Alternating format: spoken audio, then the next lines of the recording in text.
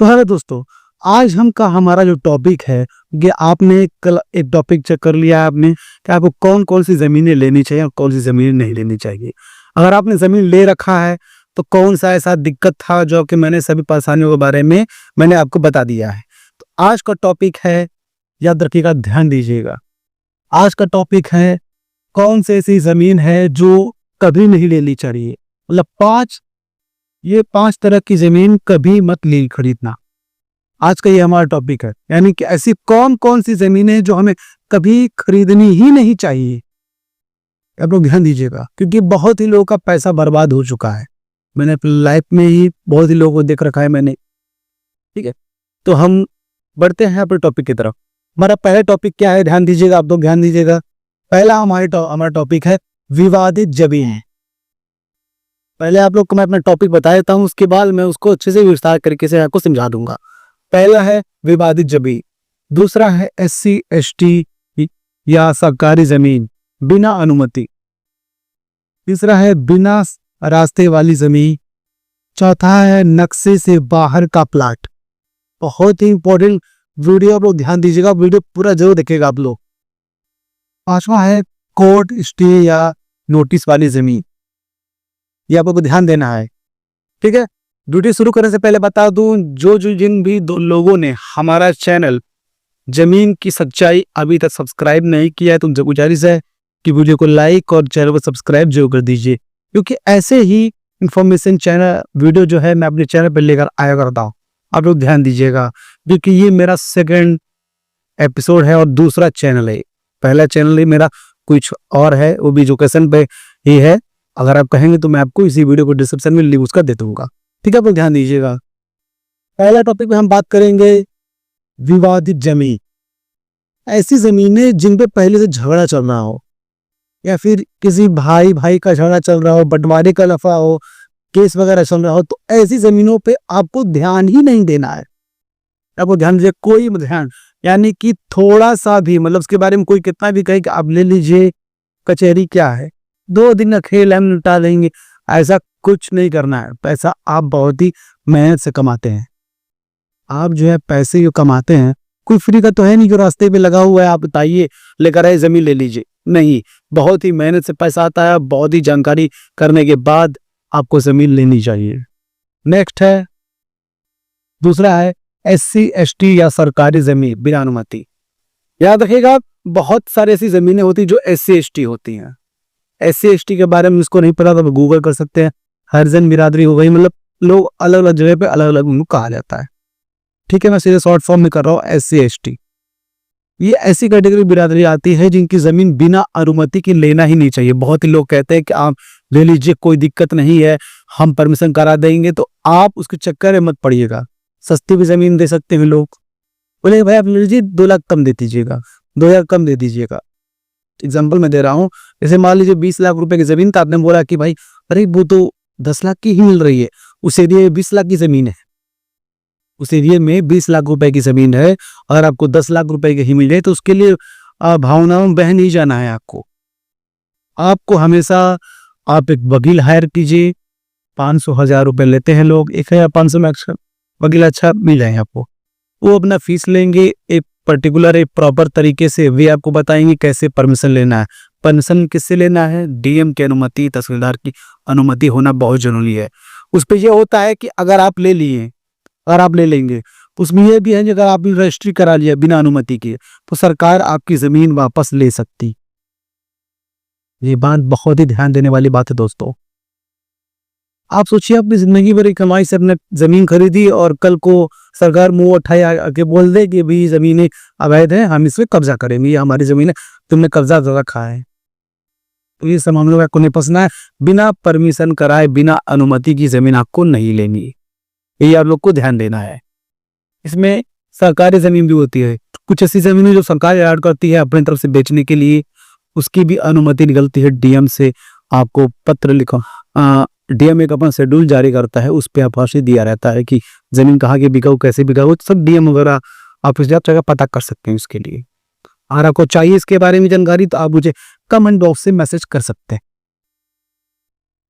अनुमति कभी अगर आपको अनुमति का भी अगर तरीका आपको जानना है तो उसके लिए आप कमेंट बॉक्स से मैसेज कीजिए। जिनका सबसे ज्यादा जो भी टॉपिक पे कमेंट रहेगा मैं उसी टॉपिक पे एक वीडियो लेकर आया करूंगा आप लोग के लिए। ये आप लोग ध्यान दीजिए।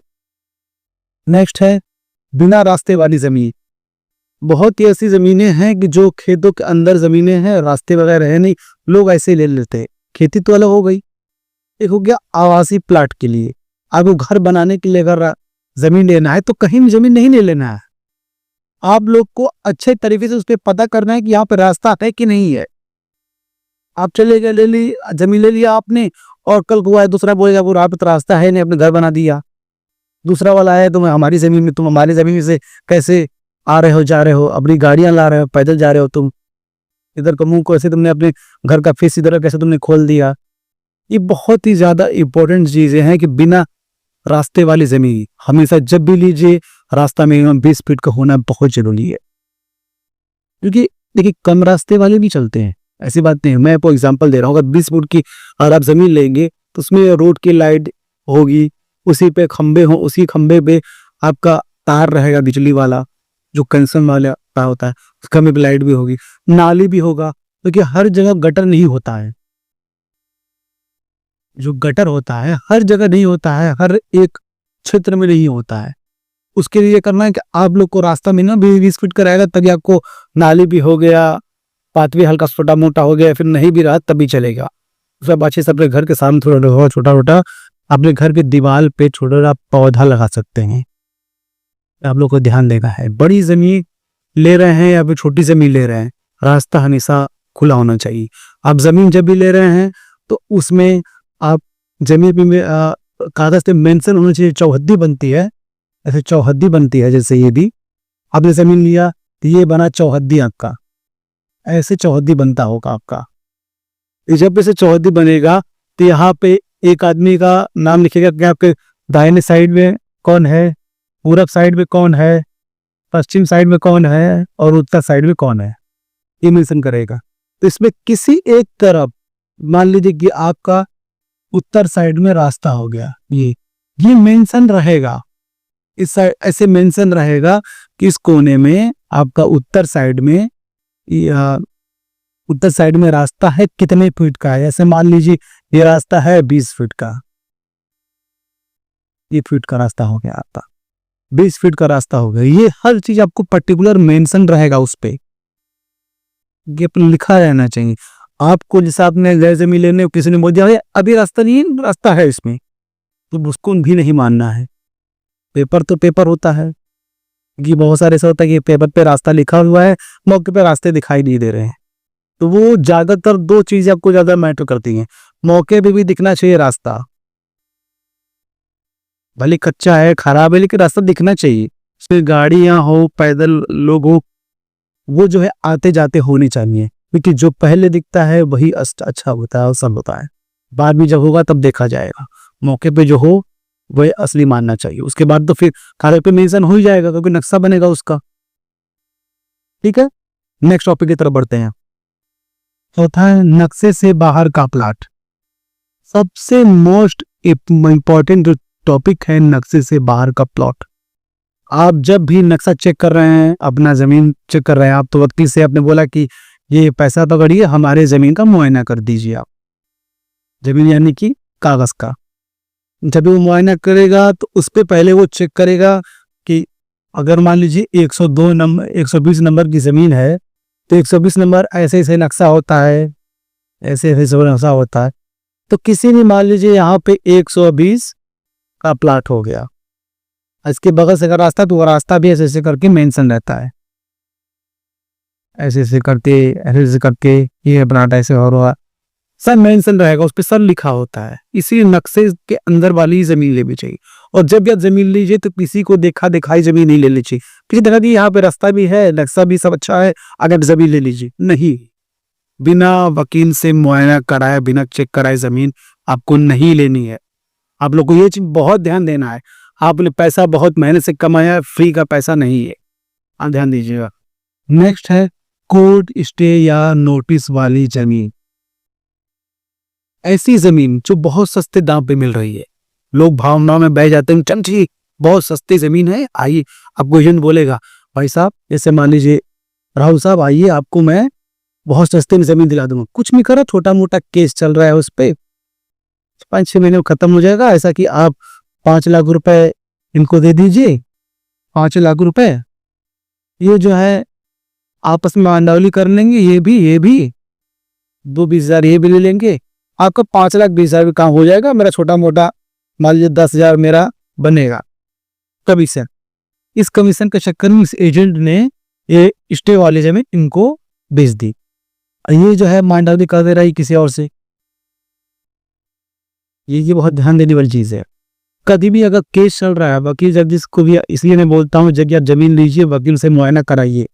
वकील जब भी आपको जमीन देखेगा बताया कि 10 साल 20 साल पीछे तक की आपको मुआयना करके बताएगा कि यहाँ पे जो है लेनी चाहिए नहीं लेनी चाहिए, इस पे स्टे है कि नहीं है, नोटिस है, स्टे है, नोटिस है, या फिर केस चल रहा है, ये सब बताएगा। सस्ते के पीछे नहीं भागना है, महंगा एक बार, सस्ता बार बार, यानी कि महंगा एक बार लेना है, सस्ता बार बार उसे पैसा खर्चा हुए वो तरह का। पहले के जो पूर्वज बोलते थे वो सही बोलते थे। दुर्घटना से देरी भली, ये टॉपिक है, हर जगह फील्ड बैठता है ये।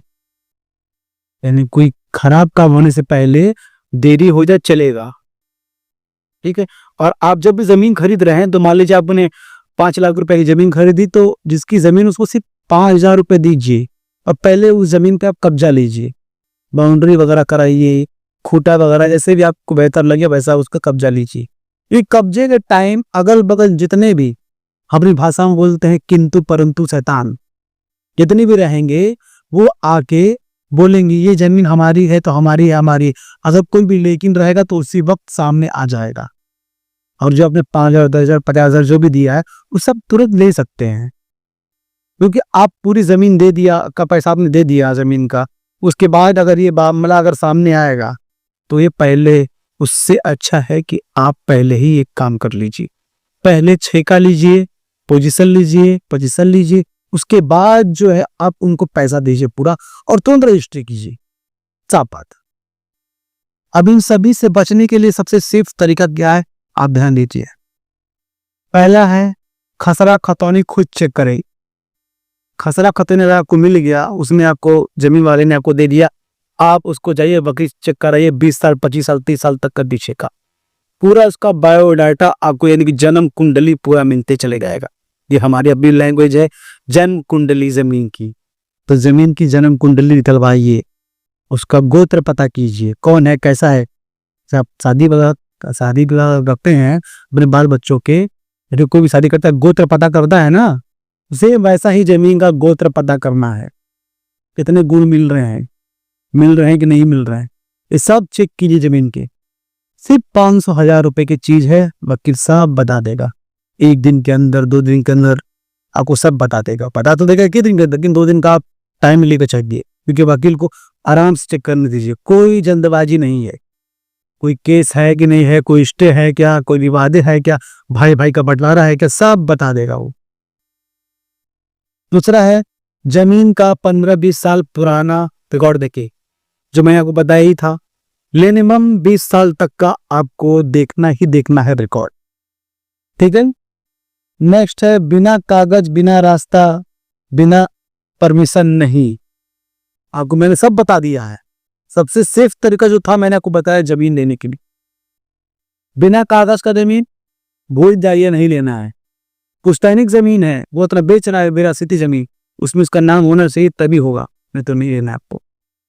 बिना रास्ता का, बिना परमिशन का कभी नहीं, बात ही नहीं करनी है, सस्ती हो या महंगी हो, कोई बात नहीं करना उसमें। चौथा है जल्दबाजी में फैसला मत लें। आपको मैंने पहले ही बता दिया, कोई भी जमीन अगर सस्ती मिल रही है तो जल्दबाजी के चक्कर में आप महंगा काम कर बैठेंगे, कोई फैसला नहीं लेना है आपको। 4 जगह से समझिए, क्योंकि इन बातों में सीधा मोहल्ले वालों से नहीं पूछा जाता है, अगल बगल के जमीन वालों से नहीं पूछा जाता है। आप सीधा पैसा खर्चा कीजिए। आप वैसे 20 लाख रुपए की जमीन ले रहे हैं तो 5,000 खर्चा करने में आपको कुछ बिगड़ नहीं जाएगा। बहुत लोगों के लिए 5 लाख बहुत बड़ी चीज होती है, होता ही है। अब 5,000 रुपए की बड़ी चीज होती है, लेकिन 5 लाख की जगह 5,000 रुपए गए पानी में जाएगा तो चलेगा, 5 लाख रुपए जाएगा तो नहीं चलेगा। 5,000 रुपये उठाइए, वकील के पास जाइए, पूरा बायोडाटा, मैंने जो कहा आपको ध्यान दीजिए, जन्म कुंडली, पूरा गोत्र मिलाइए, पूरे 36 के 36 गुण मिल रहे हैं कि नहीं मिल रहे, सब देखिए इसमें आप।